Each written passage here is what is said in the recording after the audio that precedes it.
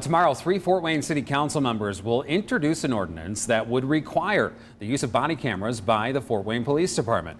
Democrats Sharon Tucker and Michelle Chambers and Republican Russ Yale authored this ordinance. They say that body cameras add a valuable evidence collection tool for officers and are a standard in many similar sized cities. The ordinance recognizes this will require a substantial budget increase. Documents call for an initial trial by the end of this year, at least 100 officers equipped with the devices by next year, and all officers using body cameras by the end of 2022.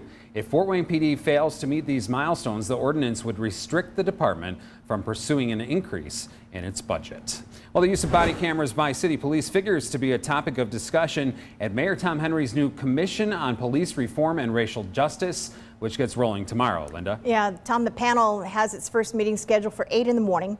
And Fort Wayne's NBC reporter Jeff Newmeyer joins us live downtown with more on what could come out of this effort. Jeff?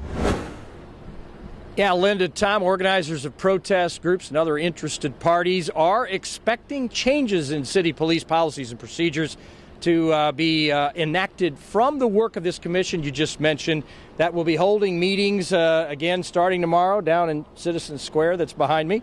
Police departments across the country have been under fire since protests erupted on the heels of the death of George Floyd in Minnesota.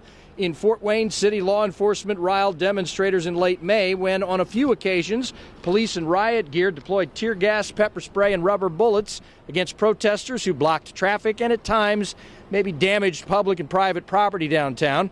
The commission was formed in part to make sure police are not overstepping authority in dealing with protesters and citizens during everyday interactions. The commission's chairperson says in the 1990s in Fort Wayne, a similar task force took a deep dive into police policies and behaviors, following complaints nationally about abuse of power, leading to things like a police take-home car policy and community-oriented policing. Community rallied. Rodney King happened, so there was your police commission there. So some good things came out of that police commission. So fast forward a couple of decades, we're back here again. Some things I believe we already got in place, but to make sure that we got it in place, we want to look into the background of each one of those points. I'm just using the chokehold, for instance. If we have something in there already in place, let's do an investigation, make sure that those implementation has been committed. Now, what Commission Member Larry Gist talking about there, a number of policies about use of force that city police are supposed to be obeying right now. Chokeholds are off limits. For instance, officers are told don't shoot unless you or another person's life is in danger and you've exhausted all other alternatives first. Now, the police reform panel may do some in-depth analysis to ensure those kinds of restraints on use of force are being practiced as desired. The commission figures to spend time getting organized tomorrow, Tom and Linda, but then also we expect this commission will be meeting off and on for months and with the goal of being able to make sure that problems are addressed rather than being swept under the rug.